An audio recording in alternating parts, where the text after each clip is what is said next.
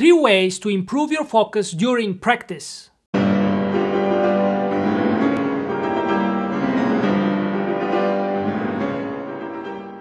Welcome to this video. We're the Dimitrov-Boulay piano duo. My name is Elvira Boulay. And my name is Dimitri Dimitrov.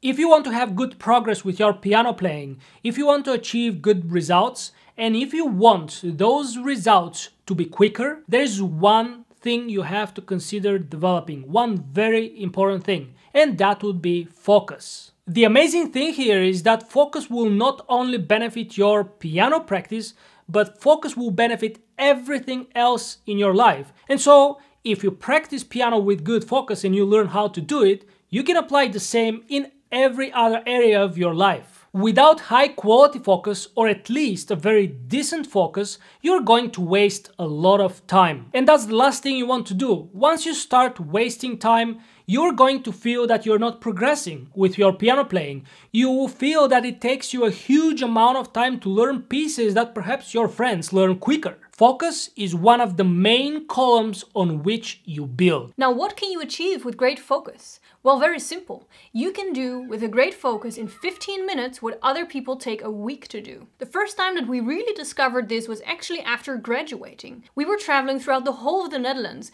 giving concerts in every corner of the country. It was really nice, but it also meant that we had less time to practice. And it meant that in the few time that we had, we needed to be very efficient and very focused. So the best thing you can do for yourself if you want to grow with piano is to improve your focus. Now that we've determined that focus is very important and very beneficial to you, let's explore the tips that we have for you today to improve your focus. I told Elvira when we were preparing for the video, I'm starting with the first point because it's my favorite. Phones off. While phones are great, they serve great purpose, we can do a lot of things with our phones. Are you actually practicing or not? I mean, do you even realize how much concentration it takes to practice piano? All these notes, all this fingering, all these signs that we have to read. And if your phone is on the piano next to you and you're constantly looking at it and practicing, you're lying to yourself. No wonder you're not having good progress. And you might think this is such a simple one, but actually, if I have to admit it to you, this morning I had my phone on while I was practicing and I was distracted by incoming WhatsApp messages. Now, don't look for reasons to use your phone. That's another one I know very well.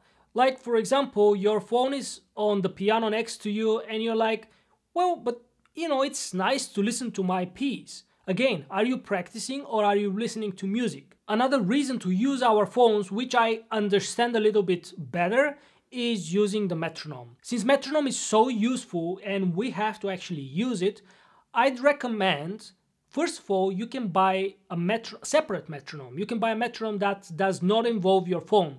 But let's say that you really don't like the separate metronome and you want to use your phone. What you can do is at least switch your phone to flight mode. In this way, you make a conscious choice to use your phone not as a phone, but as a tool, as a metronome that's going to help your progress, that's going to help your work on the piano. Now that we've turned off our phone or turned them to flight mode, let's move on to our second tip. Now, this is a tip that I share very often with my students. Have a clear plan before you practice. Now, most of my students, they start their practice and they play through their piece every single time. But that's not a plan.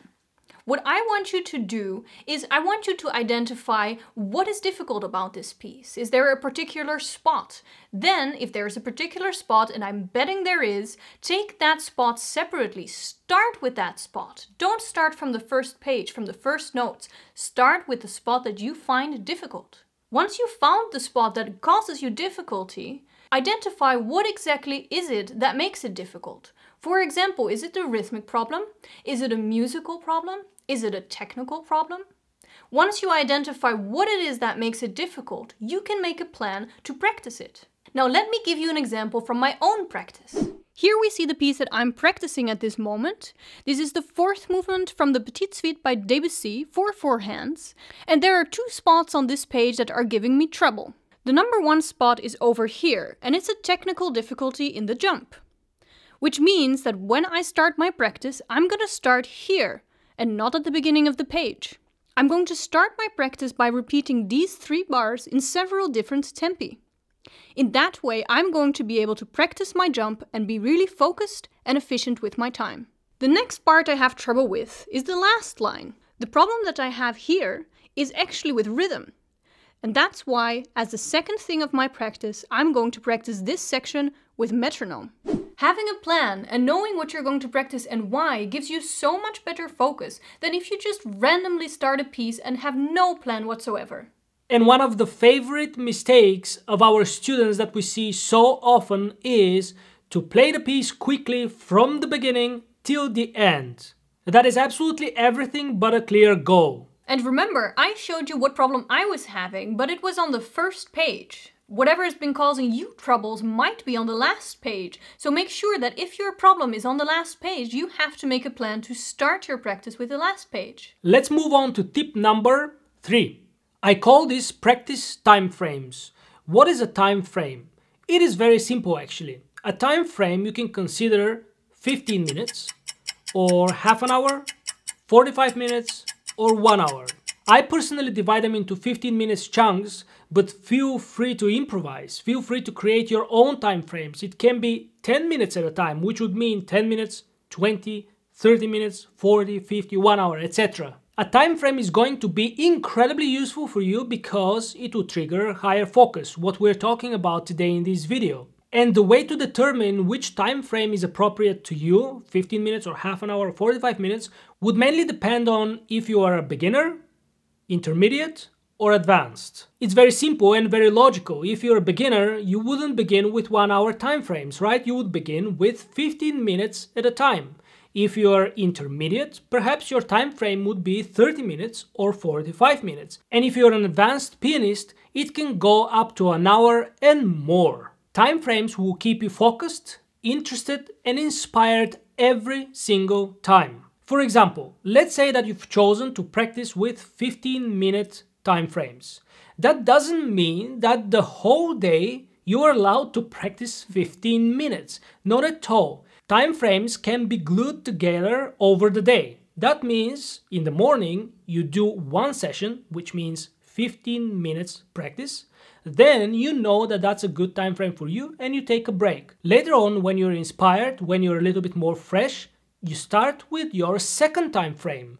And so on. You do that throughout the whole day and you may end up with having 1 hour of total practice for that day. If you're having trouble determining if you should practice 10 minutes at a time or 15 minutes at a time, ask your teacher. Because your teacher has knowledge, your teacher can actually observe what your span of focus is. And if you happen to not have a teacher, you can always get in contact with us as well because we'll be able to determine that much easier. And in the case that you want to determine that yourself, which time frame is appropriate for you, all you have to do is observe. Observe if you're focused, if you're paying attention to everything you're doing, if after, let's say, 10 minutes you're already not drifting away, if you're not thinking about what you're going to have for lunch, etc. Personally, this is my favorite of all the tips that we're giving you today.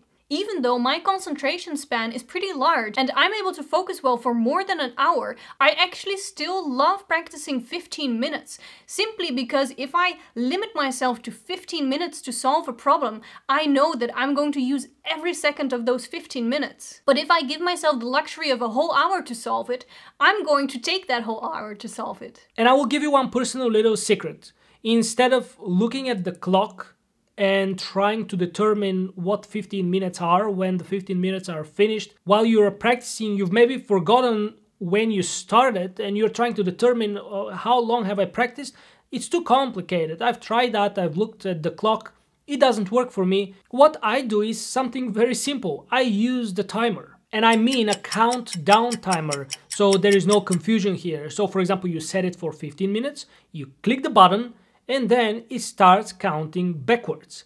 And when the time is finished, when it comes to 0, it's going to give you a signal and you know that you are done with your 15 minutes. That is a personal trick I use in a lot of my work and it helps me enormously. I'm relaxed, I don't think about anything else but the practice, but the task at hand. These were our tips for you today. We hope that they helped you out and be sure to leave a comment down below. If it turned out that you liked our video, give us a like.